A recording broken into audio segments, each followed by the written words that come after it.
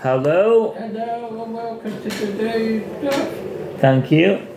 Today's Daf is Daf 68, Omer Menachot, and let's dive straight in. The Gemara questions the claim that the purpose of waiting until the sacrifice of the Omer is only in order to fulfill the mitzvah in the most optimal fashion.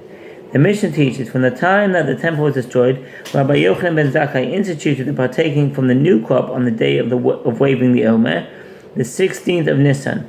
It is completely prohibited, and one may partake of the new crop only the next day. The Gemara analyzes this statement. What is the reason for this? It is that soon the temple will be rebuilt, and the people will say, Lashir, Hishtakad. What's it? Hishtakad. This word, which means Lashir, is a combination of the Aramaic word Sha'ata Kadma'a, the previous year, or Sha'ata Kadma'a, the previous time, when there was no temple. Didn't we eat the new crop as soon as the eastern horizon was illuminated, as the new crop was permitted immediately upon the advent of the morning of the 16th of Nisan? Now too, let us eat the new grain at that time. And they would not know that last year, when there was no temple, the illuminating of the eastern horizon permitted one to eat the new grain immediately. But now the temple has been rebuilt, and there is an Omer offering. It's the Omer that permits the consumption of the new grain. When the temple is standing, the new grain is not permitted until the Omer offering has been sacrificed. The Gemara concludes this question. And if it enters your mind to say that one waits to partake of the new crop until the Omer offering permits the new grain only in order to perform the mitzvah in the optimal fashion, why would we arise and decree the entire 16th of Nisan is entirely prohibited only due to the performance of a mitzvah in the optimal manner? Amar Rav Nachman bar Yitzchak, Rabbi Yochanan ben Zakkai, Beshitas Rabbi Huda Amar. Rav Nachman bar Yitzchak said, Rabbi Yochanan ben Zakkai stated his ordinance in accordance to the opinion of Rabbi Yehuda.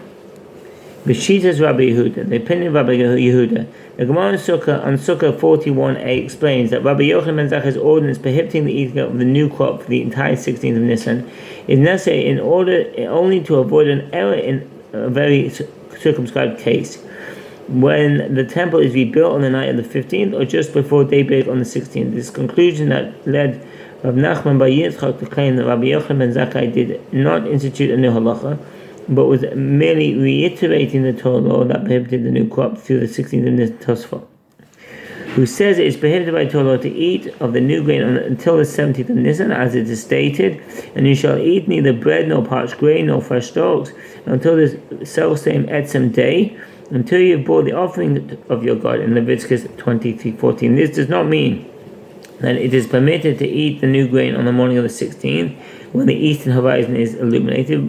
Rather, it's prohibited until the essence is itsumo, until the day of the day. And Rabbi Yehuda holds that when the verse says until, it means until and including, meaning that the grain is permitted only after the conclusion of the 16th. If so, by Torah, eating the new grain is permitted only after the conclusion of the 16th, unless the Omer offering was sacrificed, in which case it is permitted to eat the new grain immediately afterward. The Gemara asks, and does Rabbi Yochanan ben Zakkai hold in accordance with the opinion of Rabbi Yehuda? But he disagrees with him, as we learn in the Mishnah. From the time the temple was destroyed, Rabbi Yochanan ben Zakkai instituted that partaking from the new crop on the day of waving the Omer, the 16th of Nisan, is entirely prohibited. Rabbi Yehuda says, but isn't it forbidden by Torah law, as it is written, until this self-same day? This indicates that Rabbi Yochanan ben Zakkai disagrees with Rabbi Yehuda. The Gemara objects this. It is Rabbi Yehuda is mistaken. He thought that Rabbi Yochanan ben Zakkai is saying that eating the new grain on the 16th of Nisan is prohibited by rabbinic law, and that is not so. Rabbi Yochanan ben Zakkai is actually saying that it's prohibited by Torah law. The Gemara asks, and it is taught in the Mishnah Rabbi Yochanan ben Zakkai instituted, which he indicates that it is a rabbinic ordinance. The Gemara answers, what is the meaning of the term instituted in this context? It means that he interpreted the verses in the Torah and instituted public notice for the multitude to conduct themselves accordingly. Rav Papa and Rav Huna, son of Rav Yeshua, ate from the new crop on the evening of the conclusion of the 16th of Nisan, leading into the 17th of Nisan. They held that the prohibition against eating the new crop outside Eretz Yisrael applied by rabbinic law. Let's see the footnote. Chadash b'chutz ha'aretz.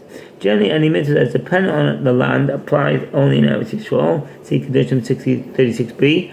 Nevertheless, there are certain mitzvot dependent upon the land that must be observed even outside of Eretz Yisrael, some by rabbinic law and others by Torah law. One of these mitzvot is the prohibition of the new crop. Although there's a dispute between the Tanaim as to whether this is by rabbinic law or by Torah law. Some say it applies by Torah law, and according to the verse, it is a statute forever throughout your generation in all your dwellings, in Leviticus 23:14. Others claim that it is not by Torah law, as the verse states, when you come into the land, Leviticus 23:10. As for Leviticus 23:14, this serves to delay the start of the prohibition to the time that the Jews have fully conquered and apportioned the land, 14 years after they entered it. In any case, according to both opinions, the new crop is prohibited on some level outside Eretz Yisrael. This is a third opinion, that the prohibition applies only to countries adjacent to Eretz Yisrael, similar to the halacha with regard to tithes. Rabbi Baruch in Sefer Teruma cited in response of the Rosh.